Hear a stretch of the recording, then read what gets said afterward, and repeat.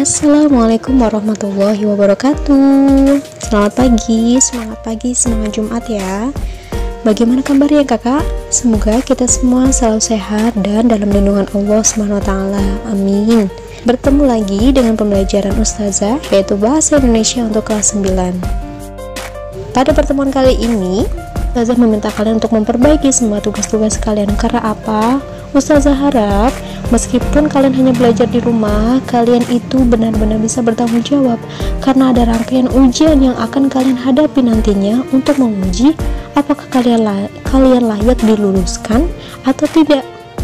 Begitu banyak ujian-ujian utama, dimulai dari beberapa tryout, UNBK, UAMBN, USBK, ujian praktek, dan semua latihan-latihan ujian lainnya yang harus kalian lakukan dengan maksimal. Dari pembelajaran sudah kita lakukan, ternyata sudah ada 4 bab yang sudah kita pelajari ya kak. Hanya tersisa 2 bab saja yang akan kita pelajari setelah formatif 2 atau sebagai pengganti UTS. Nah, keempat bab ini akan kita bahas dan kita evaluasi berdasarkan hasil pembelajaran dan semua tugas-tugas yang kalian kirimkan pada pertemuan-pertemuan sebelumnya. Yang pertama, bab yang pertama masih ingat? Ya, teks laporan percobaan. Mengevaluasi kegiatan pembelajaran yang telah kita lakukan. Ternyata kemarin itu ada teman kalian yang protes, bagaimana bisa melakukan percobaan dalam waktu 1-2 hari gitu. Nah, ternyata kalian saja yang belum paham. Yang kalian butuhkan melakukan percobaan yang banyak itu adalah teks LHO, dan laporan percobaan itu sangat berbeda dengan teks LHO. Apa bedanya?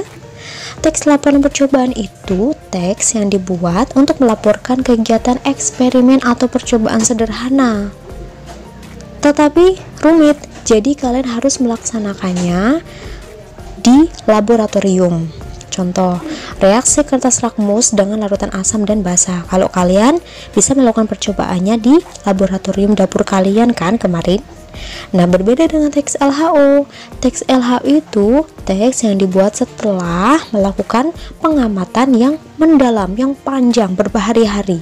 Contoh, biota laut, jamur, dan sebagainya. Teks LHO inilah yang membutuhkan pengamatan secara mendalam, jadi membutuhkan waktu beberapa hari untuk mengamati objek tersebut secara mendalam. Sementara untuk teks laporan percobaan, dia hanya merupakan percobaan sederhana hingga rumit, tetapi membutuhkan bahan-bahan yang hanya bisa dilakukan di misalkan di laboratorium atau di tempat tertentu yang tersedia bahan percobaannya. Seperti itu. Berbeda ya dengan teks LHO. Baiklah, sebagai pendalaman materi, sekarang saatnya kalian untuk mengerjakan latihan ya. Mohon maaf itu bukan remedial ya kak ya. Untuk semua siswa kelas 9, kalian diminta untuk membuat masing-masing 2 kalimat yang terdapat konjungsi temporal, istilah teknis, kata bilangan, kalimat perintah, sinonim antonim. Kalau untuk sinonim antonim ini, dalam satu kalimat harus ada kedua kata yang bersinonim atau berantonim itu ya. Dan yang terakhir kalimat majemuk. Ditulis di buku tulis, foto, dan kirim via WA. Tidak ada penawaran apapun dalam mengirim tugas kepada ustazah. Bab yang kedua, pidato persuasif. Dari namanya sendiri artinya pidato yang dilakukan untuk mengajak atau mempengaruhi si pendengar atau pembaca, yaitu teks yang membuat si pendengar atau pembaca itu bisa berubah pikiran, mengubah pola hidup, atau melakukan tindakan yang kalian perintahkan, yang kalian arahkan. Tetapi pendapat kalian itu disertai dengan bukti agar memperkuat dong gitu. Nah, remedial untuk yang bab kedua ini hanya dilakukan oleh siswa yang belum mengumpulkan video pidato saja. Jadi kemarin sudah ada beberapa teman kalian yang keren mengumpulkan video. Ustazah ucapkan terima kasih dan selamat ya. Yang belum silahkan dikumpulkan. Prosedur pengumpulannya diunggah di Instagram kalian masing-masing dan tag Instagram Ustazah ya. Kemudian bab yang ketiga, teks cerita pendek. Cerita pendek itu berbeda dengan novel, fabel, dongeng, atau cerita fantasi ya kak. Mereka itu sama-sama merupakan teks fiktif, bersifat fiktif dan imajinatif. Maksudnya apa sih? Dalam teks cerpen itu memuat bisa kisah seseorang yang paling menarik atau paling berkesan, dapat memberikan kesan kepada si pembaca. Jadi bisa berupa cerita tentang kehidupan si penulis itu sendiri maupun kehidupan teman dari si penulis atau orang lain. Boleh juga mengambil kisah dari tokoh yang ada di film atau di sebuah novel atau komik. Namun terdapat penambahan atau pengurangan cerita. Maksudnya apa? Misalkan kalian memiliki kisah persahabatan dengan teman kalian, kemudian berpisah hingga saat ini, dan itu kalian dibuat cerpen, tidak benar-benar 100% mirip dengan cerita kalian, tapi bisa dimodifikasi agar lebih menarik dan membekas si pembaca. Jadi maksudnya cerpen adalah bisa diangkat dari cerita kalian sendiri atau cerita orang tua kalian boleh, atau cerita orang lain atau yang ada dari tokoh. Jadi maksud Ustazah bukan minta kalian untuk mengangkat atau menulis kembali cerita yang ada di komik atau film yang kalian tonton, salah.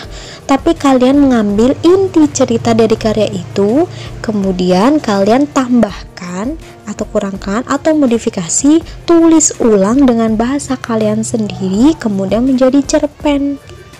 Begitu maksudnya Ustazah ya. Selanjutnya bab yang ketiga ini, silakan remedial bagi siswa yang belum mengumpulkan atau salah.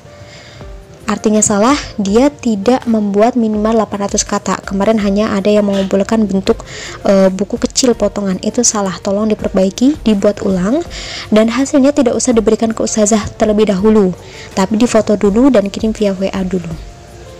Kita beralih ke bab yang keempat, bab yang terakhir, yaitu teks tanggapan. Apa sih itu teks tanggapan? Dari bahasanya sendiri, pasti dalam kehidupan sehari-hari kita pernah melakukan tanggapan atau kita pernah menanggapi misal penampilan seseorang atau menanggapi karya suatu buku atau film, dan itu sangat berbeda dengan teks ulasan.